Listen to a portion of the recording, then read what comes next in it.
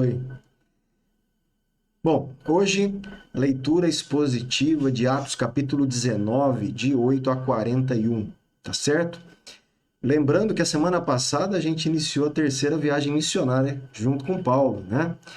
Então a gente vai ler a ideia central e o contexto desse pedaço, né, desse texto que a gente vai iniciar hoje a partir do versículo 8, tá certo? Então vamos lá. A ideia central aqui é o seguinte: aquilo que a sociedade pagã ela considera normal, muitas vezes é completamente irreconciliável com o caminho de Cristo e precisa ser abandonado. Isso a gente sabe na nossa caminhada cristã, que algumas coisas que são comuns, que são consideradas, né, normais na sociedade que a gente vive, na sociedade não cristã, no mundo que a gente vive, mas algumas atitudes ali, elas não têm como reconciliar, não são compatíveis com o caminho de Cristo. E aí então nós precisamos abandonar para não desonrarmos a Cristo, não é assim? E aí a gente pode ver isso também de uma forma bem aqui enfática no texto de Atos 19. Talvez a gente entre hoje ou não, vamos ver aqui, tá bom? Mas essa é a ideia central dessa passagem que a gente vai ler expositivamente aí. O texto em contexto também é o seguinte, ó, Paulo pega a estrada de Corinto para Éfeso. Então, nessa terceira viagem de Paulo, ele está em Éfeso, tá certo? Vamos ver o mapinha lá? Então, lembra que Paulo, ele começa a sua terceira viagem aqui em Antioquia, né? Lembra? Aqui, ó, Antioquia da Síria. Passa pela sua cidade natal, Tarso, Derbe, Listra, Icônio, né? Antioquia da Pisídia. E ele vai, então, para a cidade de Éfeso, tá certo? Então, ele está agora aqui na cidade de Éfeso.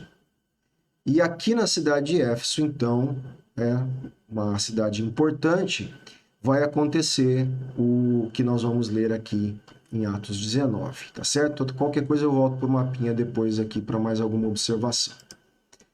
Então, em Éfeso, a palavra do Senhor continuará a ser proclamada.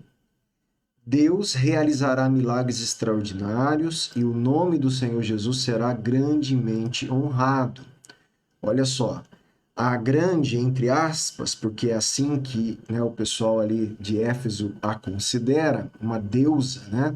A grande Ártemis, divindade feita por mãos humanas, ela vai ser desmascarada. Obviamente, quando o evangelho é pregado, essas divindades, elas vêm abaixo, de alguma forma caem por terra, tem que se render ao poder de Deus, né? É uma deusa sem poder que perderá a estima de muitos quando estes forem confrontados com o evangelho de Cristo. Então, isso também vamos ver no capítulo 19, tá certo? Então, vamos iniciar a leitura do versículo 8. Durante 3 meses, Paulo frequentou a sinagoga da cidade de Éfeso, onde ele falava ousadamente, discutindo e persuadindo a respeito do reino de Deus. Então, Paulo, nós temos que entender que Paulo ele estava preparado, não é isso? Para discutir, argumentar, persuadir, né? Pregar, ensinar a respeito do reino de Deus. E tudo isso, né, inclusive, né, nós temos que lembrar, usando a própria Escritura, né, o próprio Antigo Testamento, que é chamada Bíblia Hebraica. O nosso Antigo Testamento é a Bíblia Hebraica, a Bíblia dos judeus, a Torá, junto com os Salmos e os profetas. Então, Paulo ele tem essa capacitação aí de estudo. Nós, como cristãos, também precisamos ter. Então, você aqui, aproveitando, você que está lendo a Bíblia, não desista. Vamos ler a Bíblia inteira, a gente precisa conhecer a palavra de Deus. Para a gente conseguir, eu sei que a palavra discutir para hoje, né, é uma discussão de ideias, vamos levar assim a argumentar, persuadir, saber expor, na verdade, a palavra para as pessoas fora da igreja, né? Para as pessoas que precisam ouvir o evangelho, nós temos que estar capacitados tanto pelo poder do Espírito Santo, obviamente, sem ele não fazemos nada, mas também estudando, formando a gente, né, lendo a palavra, entendendo a palavra, entendendo o Evangelho, crescendo nesse entendimento para a gente conseguir fazer isso que Paulo está falando. Então ele ali na sinagoga, durante 3 meses, frequentando a sinagoga, ele com ousadia, porque ele entendia a palavra, ela foi revelada a ele, cheio do Espírito Santo, ele fazia o quê? Discutia, né, e persuadia as pessoas ali a respeito do reino de Deus. Lembra que o reino de Deus é a mensagem central de Jesus. E é a mensagem central da igreja. Mas não tem reino de Deus sem mostrar que Jesus é o cumprimento de todas as profecias do Antigo Testamento e ele é a própria pessoa do Cristo que inaugura então o reino de Deus na terra e que vai voltar para completar o estabelecimento desse reino de forma consumada. Então, quando nós estamos falando de reino de Deus, nós temos que entender que nós estamos falando do Evangelho, nós estamos falando da pessoa e da obra de Cristo.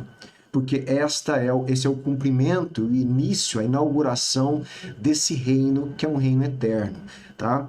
Então, Paulo está falando justamente sobre isso com esses que estão na sinagoga. Versículo 9.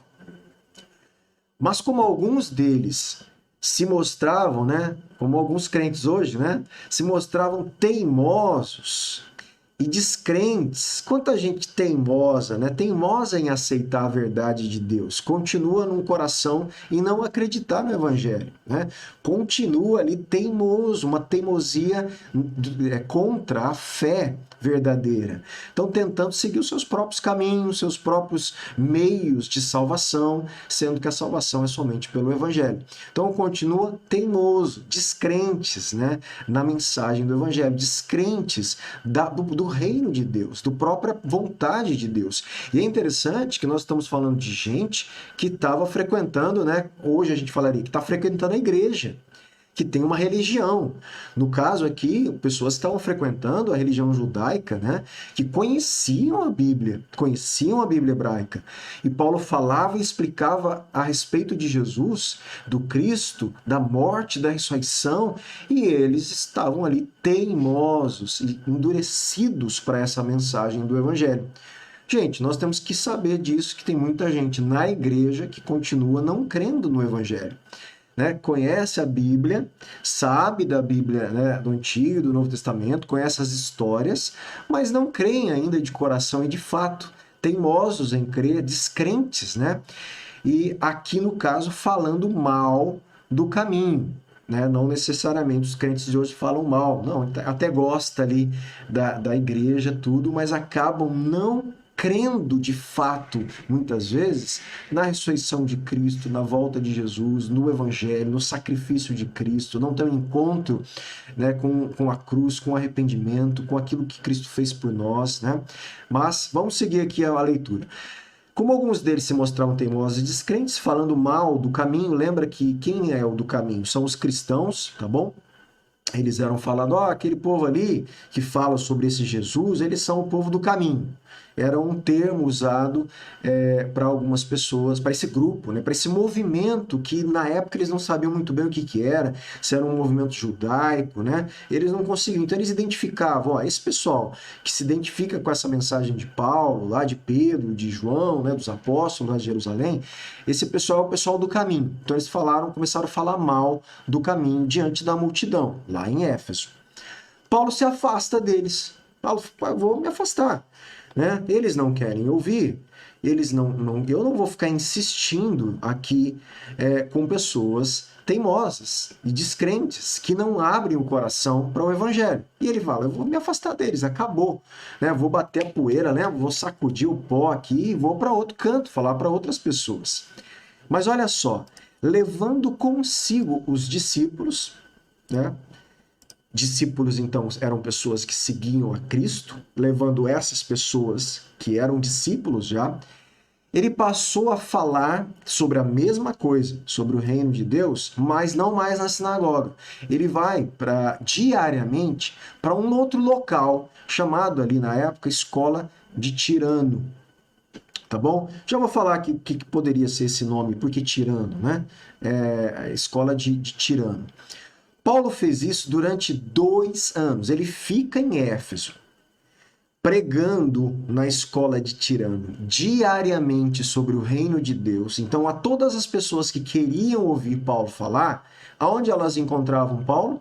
Elas iam lá onde Paulo estava pregando na escola de Tirano. Ele fica ali como uma base de ensino do evangelho do reino de Deus na cidade de Éfeso, na escola de Tirano, durante 2 anos. Bastante tempo, né? Lembra que em Corinto ele tinha ficado 1 ano e meio.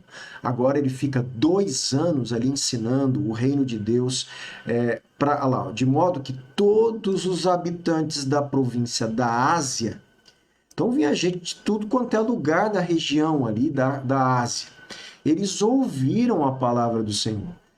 Ali ele recebia tanto judeus como gregos. Então, tanto judeus como não judeus, se aparecesse ali na escola de Tirano, querendo ouvir sobre o reino de Deus, sobre Cristo, sobre a mensagem do Evangelho, Paulo ia ensiná-los constantemente, né, pregando o Evangelho a eles. Tá certo? Paulo volta à sinagoga e mais uma vez é expulso, né? Pessoal teimoso, descrente, e ele fala: vou ter que ir embora daqui. Sua pregação a respeito do reino de Deus incluía necessariamente, preste bem atenção, uma exposição do papel régio de Jesus como Salvador e Senhor. Papel régio, o que é isso, né? Vem da palavra rei, tá bom? Então, quando ele falava do reino de Deus, necessariamente ele ia passar pelo tema do papel de Jesus como o rei prometido, o filho de Davi, que é o Salvador e Senhor de todos, e único Salvador e Senhor. Ele tinha que necessariamente passar por isso e explicar que Jesus é o verdadeiro rei, o rei prometido, o sacerdote, o sumo sacerdote prometido, o profeta prometido, portanto, Cristo, o Salvador e Senhor da humanidade. Então, ele era o único caminho, certo? De retorno a se reconciliar eternamente com Deus. Essa é uma exposição que Paulo tinha que fazer, estava no âmago, na essência da mensagem do reino de Deus. Os opositores na sinagoga distorcem de modo deliberado seu ensino e difamam, né, o caráter dos cristãos, começam a falar mal do caminho dos cristãos, a fim do quê? De levantar, né, suscitar afrontas, né, hostilidade pública contra eles. Então, sempre que os judeus das sinagogas não gostavam da mensagem, continuavam teimosos e não criam, eles iam tentar hostilizar os pregadores. Eles não se conformavam só em não crer. Eles iam lá inflar, né, o ânimo da multidão, de pessoas influenciáveis, para que eles fossem hostis aos pregadores do Evangelho. E Paulo sofreu vários momentos de hostilidades, como a gente tem lido aqui em Atos. Paulo não vê razão para discutir, né, interminavelmente, sem fim, discussão sem fim, né, com uma pessoa que não quer ouvir. Não vale a pena, meu irmão. Você está falando de Cristo para uma pessoa que não quer ouvir, teimosa, que fica discutindo e não quer se abrir a rever, não vale a pena. Vamos seguir e vamos encontrar as pessoas que estão abertas a ouvir, que querem ouvir, que estão, né, o coração delas é um solo prontinho para plantar semente ali, tá certo? E ele muda-se então para a escola de Tirano. Então, olha lá, provavelmente tinha este nome porque Tirano fazia preleção ali. Ou ele era dono do edifício. Então, o Tirano era uma referência naquela escola. O dono do edifício era um lugar que tinha ali um preletor importante, que tinha então uma referência desse homem. Então, provavelmente, na época, todo mundo conhecia, ó, onde Paulo está? Lá na escola de Tirano. Tá?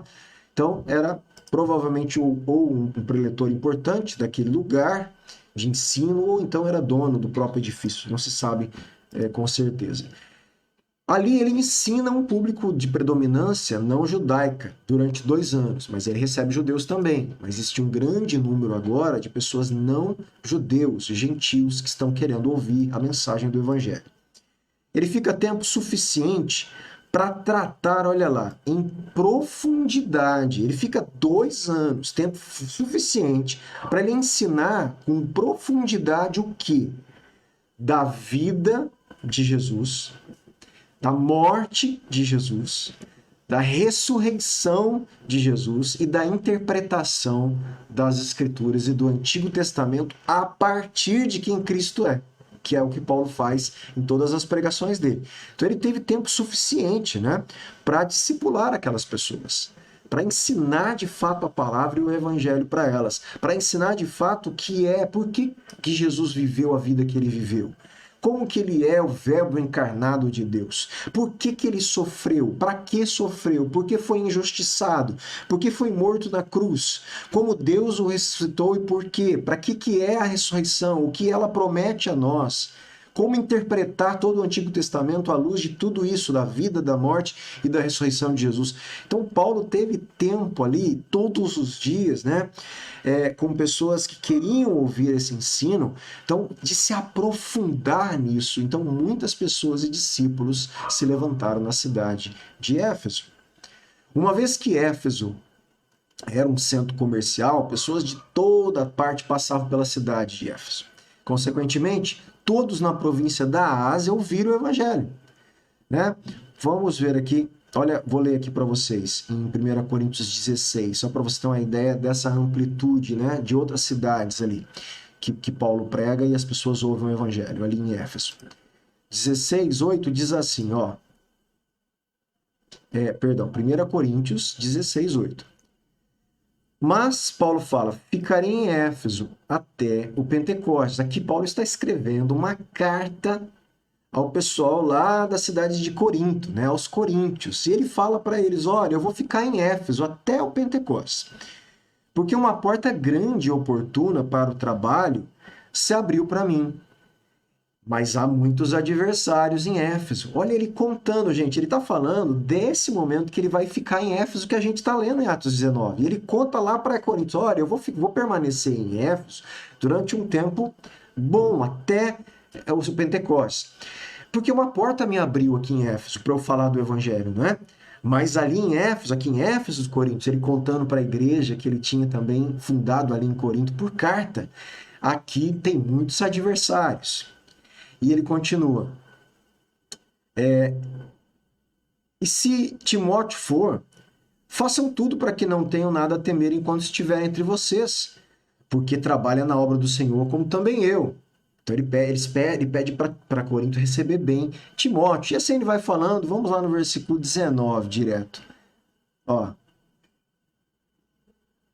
As igrejas da província da Ásia mandam saudações.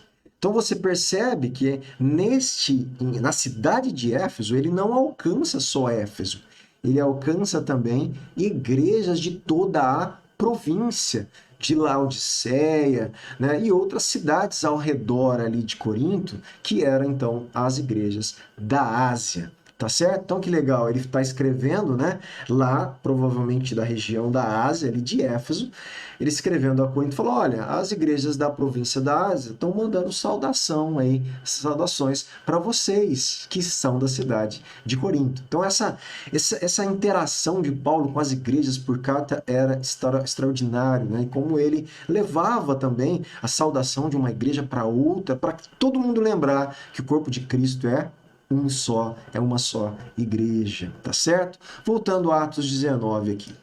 A obstinação, né, a teimosia da sinagoga tem como efeito a ampliação do alcance do evangelho. Então, já que o judeu lá na sinagoga não quer ouvir o evangelho, tá duro, né, coração endurecido, ele tem a oportunidade de ir para um lugar muito mais acessível, porque gente que não ia na sinagoga começou a ir na escola de Tirano. E o evangelho começa a alcançar gente de Éfeso, gente de Laodiceia, né? Gente de outras igrejas de outras cidades da Ásia que se tornam depois igreja. Né? E a gente vê esse movimento dos judeus se endurecendo em várias situações. Jesus veio para os judeus, ele veio para os seus e os seus não o receberam. E desde Jesus, o judeu se endurece e o evangelho começa a se estender para as outras nações. E aqui a mesma coisa. O evangelho está sendo pregado primeiro aonde? Para os judeus na sinagoga. Eles se endurecem, Paulo leva o evangelho aos gentios fora da sinagoga. Mas olha que interessante em Romanos 11, o que diz, né? Quando Paulo escreve a sua carta aos Romanos, ele fala algo interessante. Ele fala assim: então eu pergunto, será que eles aqui são os judeus, tá? Se você quiser depois ler o contexto para conferir, fique à vontade. Será que eles, os judeus, tropeçaram para que caíssem? Será que eles tropeçaram na fé?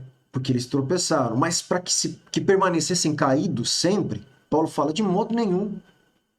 Mas, pela transgressão dos judeus, qual foi a transgressão dos judeus? Em não crer no Jesus como Cristo, e não crer no Evangelho.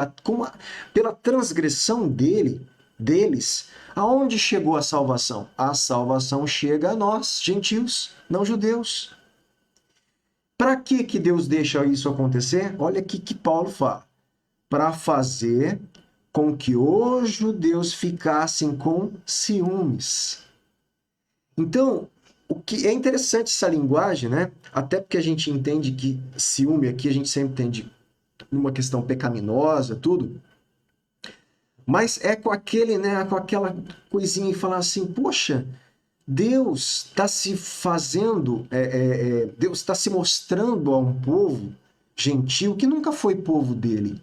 E nós, judeus, né, nós olhando para eles estão usufruindo da promessa de Deus para nós, eles estão usufruindo do Cristo, eles estão usufruindo do Espírito prometido, eles estão usufruindo das bênçãos do reino de Deus.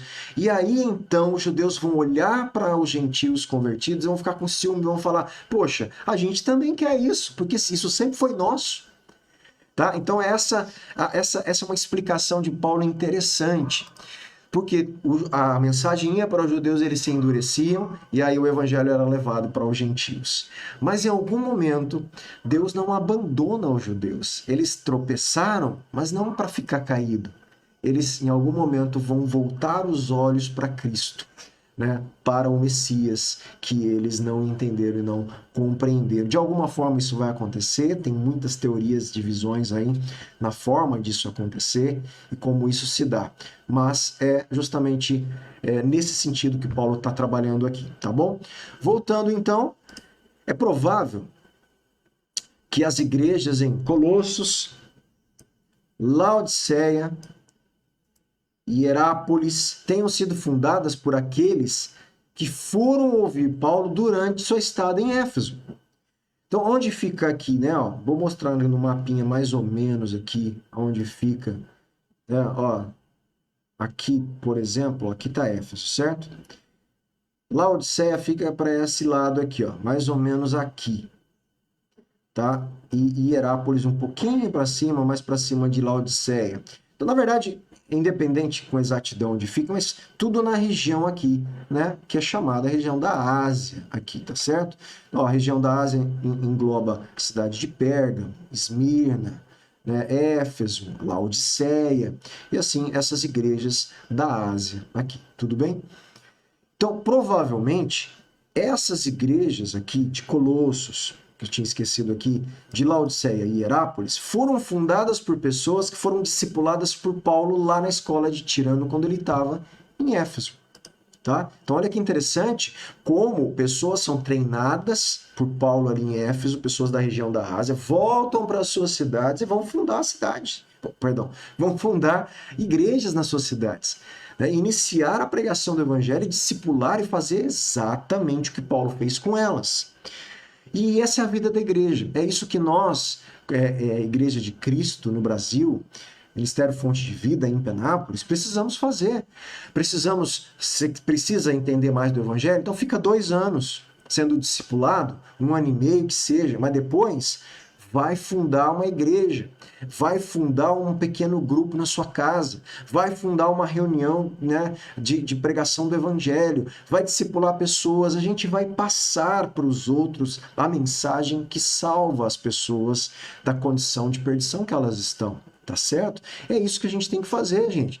Tem gente que tá 20 anos, 10 anos, 15 na igreja, e ainda, pior de tudo, às vezes não entendeu o evangelho, não tem nem certeza se é salvo ou não, umas coisas básicas, umas coisas que não faz sentido. Nunca leu a Bíblia nenhuma vez, não lê a palavra de Deus, né? Então, quer dizer, que cristianismo é esse? Que vida esquisita é essa cristã, né?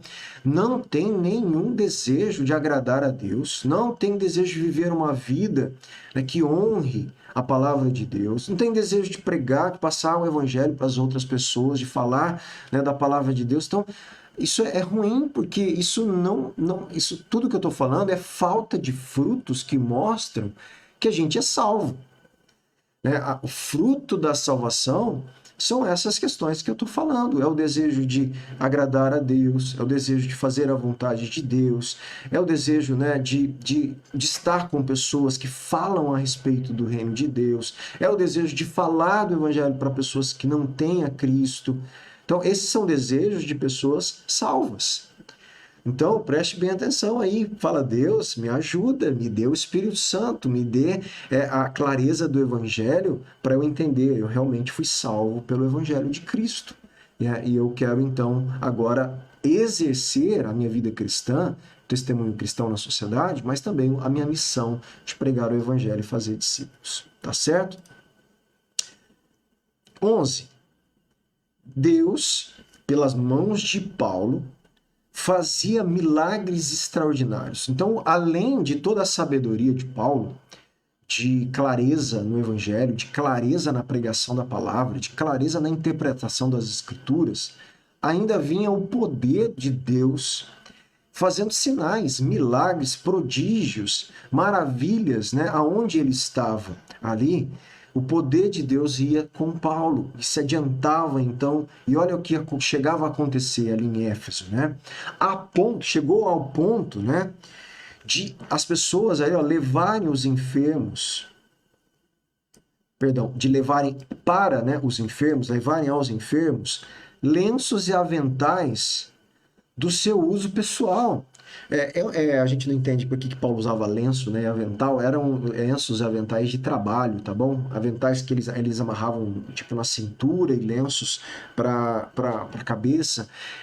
Eram coisas que ele tinha de uso pessoal para trabalho e algumas questões, inclusive, quando ele trabalhava com couro, com tenda, né, com coisas dele. Então ele provavelmente andava com esse tipo de lenço, aí os aventais de costume, até por causa da profissão, a gente não sabe com exatidão, mas eram de uso de Paulo.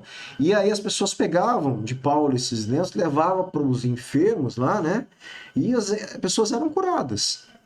Né, diante dos quais as enfermidades fugiam das suas vítimas e os espíritos malignos se retiravam. Você percebe que não é Paulo, gente, que está ungindo lencinho, vendendo para as pessoas e levar para curar as pessoas. Pelo amor de Deus. Paulo nunca fez isso. Tá? Jesus nunca ensinou a gente a fazer isso. Os apóstolos nunca ensinaram, os discípulos nunca ensinaram. Acontecia das pessoas tomarem a iniciativa de tanta fé que elas tinham em Deus e saber que existia um poder de Deus sobre a vida de Paulo, que eles acreditavam que a presença de Deus estava impregnada até nas vestes deles.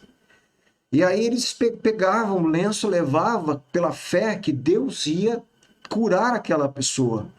Né, que Deus ia estender a mesma presença que estava sobre Paulo, ia estender a presença sobre aquele enfermo que não podia estar ali. E as curas aconteciam. Tá? Então, é neste sentido. Você não vai ver Paulo lá em Éfeso agora, diariamente, toda semana. Gente, vão trazer lencinho para eu ungir, vocês vão pagar tantas moedas. Gente, isso não existe, isso é absurdo. Né? Isso é contra o Evangelho. Tá certo? Não existe isso no Evangelho. Acontece que naturalmente você não vê essas coisas acontecerem, não é um padrão, não é algo que vai acontecer regularmente, não pode ser doutrina, normatização na igreja, né? Não pode, tá certo? Deus cura do jeito que Ele quer. E aqui, por vezes um costume das pessoas de Éfeso, e Deus estende misericórdia nesses momentos, as pessoas precisavam de um contato físico, né? E elas acreditavam que essa presença estava, inclusive, nas vestes, naquilo que Paulo tinha contato. Eles acreditavam, então, que Deus ia curar o enfermo. né? Não é o paninho que ia curar, não é? Deus ia, né? De uma forma ali simbólica, ele estaria levando a mesma presença de Deus que estava sobre Paulo, sobre os enfermos. E Deus honrava, de alguma forma, né, por misericórdia, a fé dessas pessoas, e enfermos eram curados, e espíritos malignos, então, saíam e deixavam as pessoas libertas por causa da presença de Deus. Os milagres e seus efeitos são mencionados apenas depois da ênfase sobre o ensino, tá? Lembra disso. Lucas está relatando o que ele está enfatizando? A ênfase no ensino do reino de Deus, a ênfase na palavra. Depois diz que os sinais Deus fazia. Os sinais vão acompanhar, eles não podem ser buscados em primeiro lugar, eles não podem ser ofertados pelo pregador em primeiro lugar. Eles acompanham o evangelho, eles acompanham então a pregação da palavra de Deus, com graça e misericórdia, abençoam, curam pessoas, né? E libertam pessoas de situações difíceis. A gente sabe disso, experimenta isso, né? Lucas não deseja dar a ideia de que esses objetos tinham propriedades mágicas, não é isso? Pelo amor de Deus, não é isso. É o poder de Deus que realiza a cura. Embora as pessoas talvez não tenham uma compreensão teológica profunda de como essa cura acontecia, elas experimentam o poder e a misericórdia de Deus. O que as incentiva a procurar mais de Deus, o que incentivava essas pessoas a conhecer mais dessa mensagem do Evangelho, a ir se comprometer com a fé, né, na pessoa de Cristo que Paulo tanto estava pregando, tá certo? É isso que a gente tem que entender, como acontece essa dinâmica da pregação, dos milagres e tudo, tá bom? Olha lá, gente, um caso aqui muito interessante. Deixa eu ver aqui. Até onde eu vou hoje aqui. 14. Os que faziam, perdão, 13. Alguns judeus, no meio disso tudo, Lucas parece que interrompe ali, né? Começa a contar um caos terrível que aconteceu ali para trazer temor realmente, né? Alguns judeus, exorcistas ambulantes, então algum judeu que praticavam o exorcismo mediante práticas, né, ritualísticas, talvez judeus até influenciados por superstições gentílicas e pagãs, que existia muito isso na época, né, e outras, o judaísmo místico também, não sabemos exatamente, mas eram judeus ambulantes que achavam que podiam libertar e exorcizar o mal das pessoas. E eles estavam fazendo isso aí, de repente eles ouviram, ficaram sabendo, ou ouviram Paulo, né? Viram Paulo libertar pessoas de espíritos malignos com o nome de Jesus. Aí eles falaram, poxa, descobrimos uma nova mágica, né? Descobrimos aí um novo ritual mágico para a gente mandar espírito embora, porque olha, funciona lá, hein?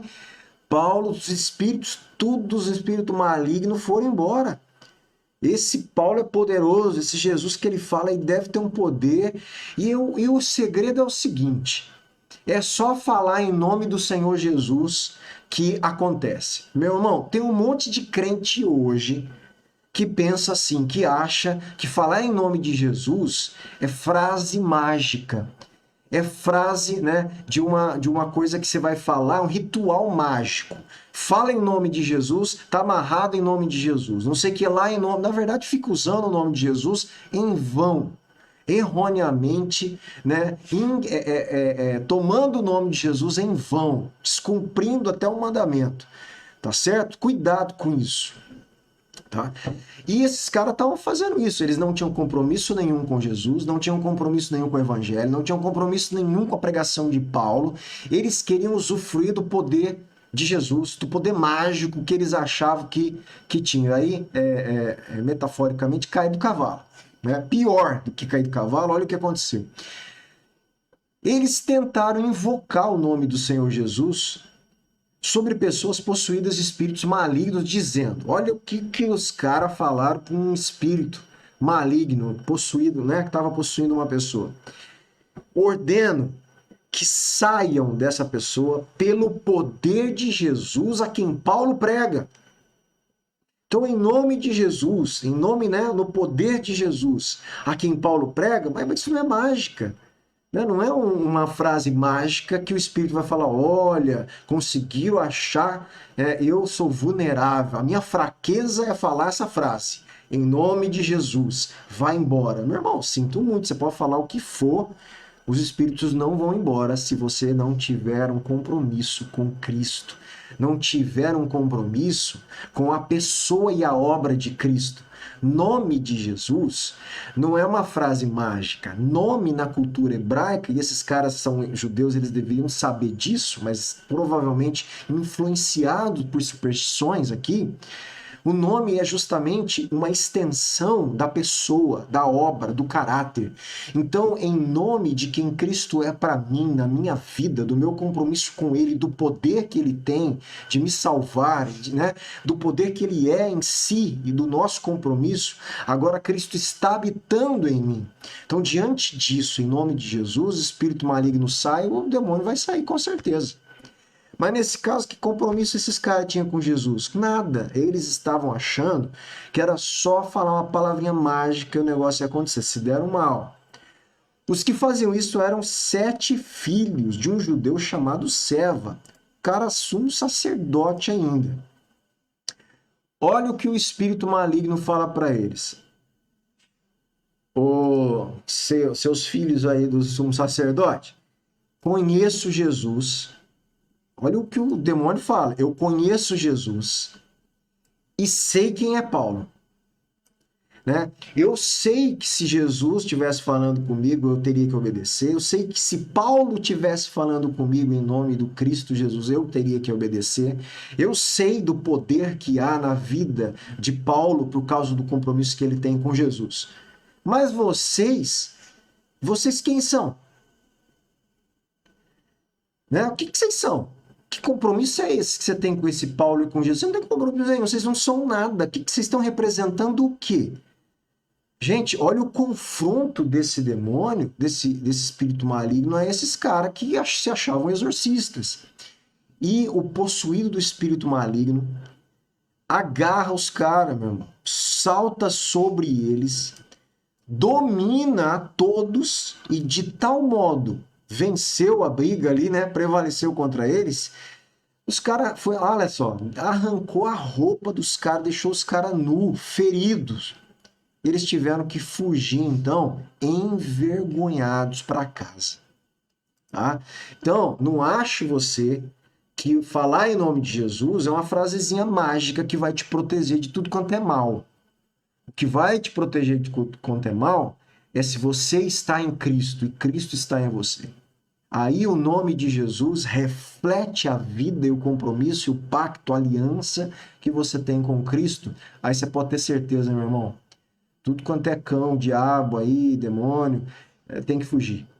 Tá certo? Não adianta, porque aí a graça de Deus está sobre nós. A vida, a justiça de Jesus está sobre nós. O poder de Jesus, da vida de quem Ele é, do Espírito que habita em nós, está sobre nós. É isso, então, que nós podemos sim falar, em nome de Jesus, sai dessa pessoa, o demônio vai ter que sair. Simples assim.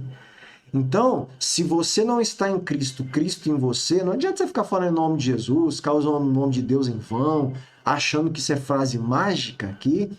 É perigoso o diabo em cima de você aí, hein, fazer isso aí ainda, né? Deus nos livre disso, né? Tenhamos um compromisso verdadeiro, né? De fato, com Cristo. E aí, esse fato chegou ao conhecimento de quem? Da cidade inteira, né, meu irmão? Quando acontece isso, um conta para o outro, né? E os moradores, então, de Éfeso ficaram todo mundo sabendo. Judeu, grego, todo mundo ficou sabendo disso. E isso promove o quê? Temor. Veio temor sobre todos eles. Aí os caras falam, poxa, não é assim não, nós não podemos ficar brincando com esse Jesus, com a pregação de Paulo, não. Deus, esse Deus que ele está pregando, o Cristo que ele está pregando é coisa séria. Né? Nós temos que levar isso a sério, não é brincadeira. E vem, então, um senso de seriedade a respeito do Evangelho e da pessoa e da obra de Cristo, que as pessoas não vão achar que pode ficar brincando com isso. Então, vem um temor sobre as pessoas da cidade de Éfeso. e o nome do Senhor Jesus era engrandecido. Tá? Então, lembra, por que o nome? A pessoa, a obra de Jesus, como Senhor, como Cristo, como Filho de Deus, como ressurreto, tudo isso, quem ele é, torna-se então em destaque na cidade de Éfeso. E isso começa a levar muita gente, meu irmão, a converter-se ao Evangelho.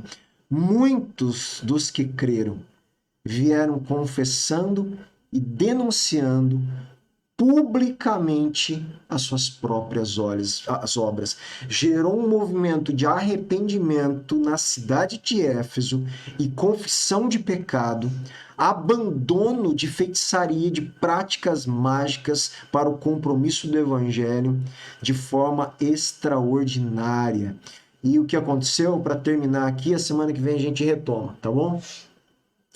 Então, olha lá, muitos dos que creram vieram confessando e denunciando publicamente as suas próprias obras erradas. Muitos dos que haviam praticado magia, reunindo seus livros, queimaram diante de todos. Calculado o valor dos livros, verificaram que chegava a 50 mil denários. Sabe o que é 50 mil denários? 50 mil de o pagamento de um salário de um trabalhador diário. Se a gente quiser contextualizar, você podia fazer a conta assim, pega o salário mínimo, vê quanto isso vale o dia do trabalhador diário no Brasil ainda hoje, né? Hoje, pega o que vale o trabalho dele, o que paga-se para o diário, né? Um trabalhador que faz o trabalho diário, pega aquele valor, multiplica por 50 mil. É o valor que valeria hoje esses livros, contextualizando. Então, é um valor alto, né? Se eram 50 ali, lá, o denário é uma moeda de prata. Então, as 50 moedinhas de prata que pagavam um dia de trabalho. Então, para pagar esses livros, eram 50 mil, né, dias trabalhados. Era grana pra caramba ali, meu irmão. Era grana, muita grana. E os caras simplesmente, aquele monte de gente que estava largando a magia, pegaram os livros, queimaram tudo, fizeram uma fogueira, né, com aquilo que eles acreditavam e entenderam que não precisavam mais por causa do poder de Cristo, da pessoa e da obra de Cristo. Assim, a palavra do Senhor crescia e prevalecia poderosamente. Parece que a palavra aqui é uma pessoa, não parece? Parece que ela tem vida. A palavra crescia e a palavra prevalecia. É mais ou menos isso. A palavra de Deus é viva. Ela por si só se move, ela se movimenta. Óbvio que ela se movimenta através da igreja, através daqueles que a anunciam, mas ela é viva e ela produz resultados de conversão e pessoas, então, para o reino de Deus. Amém? Então é isso hoje, a nossa reflexão. Lembrando aqui de Paulo. Vamos fazer uma retomada rapidinho, que ele está em Éfeso, fica 2 anos, ensina o reino de Deus, milagres acontecem, gente quis usar o nome de Jesus ali como mágica, não deu certo, isso produziu temor na cidade, muitos creram, confessaram seus pecados, largaram a magia, a idolatria deles, queimaram, né, um número razoavelmente grande aí, de valor, inclusive monetário, livros antigos de magia, idolatria, superstições e tudo, e a palavra do Senhor cresce, prevalece poderosamente. Né? A minha oração é essa, né? Que a palavra do Senhor cresça na cidade de Penápolis e prevaleça poderosamente, que a palavra do Senhor cresça no Brasil, né, na nossa nação, e prevaleça poderosamente. E para isso, a palavra precisa encontrar, né, voz através de você e de mim, da igreja, tá certo? Nós portamos essa mensagem, essa palavra que é viva. Temos o privilégio de sermos portadores dessa mensagem extraordinária que é o Evangelho de Cristo. Amém?